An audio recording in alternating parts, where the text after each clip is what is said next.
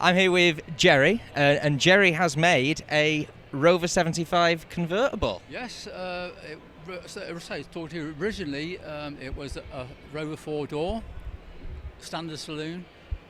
Drove it into my garage a year ago, and it came out as a 2-door convertible, which they never made. In fact, I say never made. I think if they'd been in business and instead of going down the pan, they would have got to this point eventually where they built them. And I think it would have sold well, simply because it would have breached the generation gap. It would appeal to the younger generation, whereas the standard 75 was a bit of a pipe and slippers car. Absolutely. I own a 75 myself, and it does always have that kind of, like you said, a pipe and slippers kind of reputation. It's incredible work that you've done. I've known about this car for a while. I've never seen it in person, but I've seen articles of it on the 75 and ZT Club, and it's really impressive. So what struck me really is the interior, and it's kind of a mishmash of Rover parts and other parts. Can you tell me about the other parts? Yeah. I wanted a hood for it, obviously, because it's a convertible, and the best looking hood I could find at the time was on a Mercedes E-Class, right? So I bought a 2011 Mercedes E-Class, written off, and used that as a donor car. The thing is, I couldn't change the shape of the roof, right? So I had to build the car around the roof, basically. But yeah, the donor car was an E-Class, and the doors are extended by about 25 centimetres from the standard 75. So the rear doors are reduced by that amount. Actually, the rear doors are still there, but welded in. You know what I mean? If you could see through the paintwork, you see the door.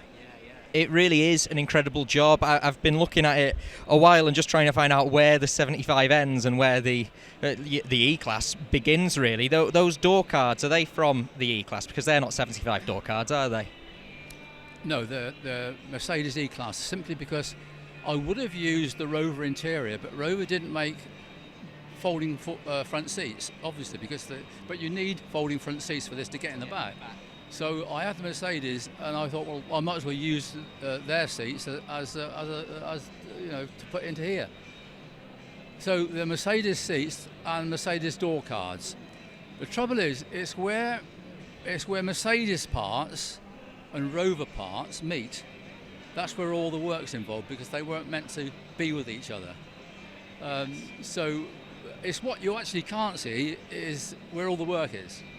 Yeah, I mean, it's incredible how you've blended it all together. It looks like something came out the factory. I bet you've had a lot of people coming past who don't know this is something you've made and assumed it came from the factory like that. Yeah, I mean, a gentleman just a minute ago said, how many of these did Rover make?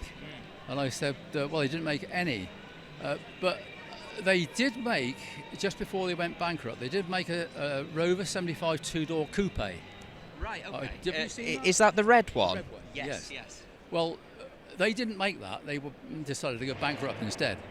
But they were just about to mass produce it, and it didn't happen. So I thought that car looks so special, so good. If they're not going to make it, I'll make it. So I made and got the only 2-door coupe that's made. But again, it would have started off with that, and I think eventually Rover would have got to the point where they said, right, okay, we made a coupe, so we'll make the convertible now. Yes. Yeah, I think they really should have put it into production, because it's a stunning looking car. It looks brilliant. What engine does it have? The best one, I think, 2.5k V6, 6-cylinder V6, and auto gearbox. Brilliant. It suits the car. It definitely does. Am I right in saying that you have a 75 pickup truck as well? Did you make a kind of conversion of that? Is that right? Actually, my first one was a push-me-pull-you. I bought two 75s, the same colour, the same spec, right? Cut them in half and joined them together and made a push-me-pull-you. Now that's my fun car, right? Yeah, if ever I want sharing up, I'll find a motorway somewhere and share everybody else up. I bet that terrifies people though, seeing a 75 looking like it's coming the wrong way. Do you know the amount of times I've been stopped by the police in that thing? but not once have I been asked for any documents for it. It's always, can we take a photograph of it? Can we talk about it? And have a nice day, sir. And off they go. It's absolutely incredible. It really, I think this is probably my favourite car of the show. It's a car that I've known about for a few years and I've always wanted to see in person. So to get the chance to see that and to talk to you, I've really appreciated it. So thank you very much for your time. Really appreciate it. Cheers.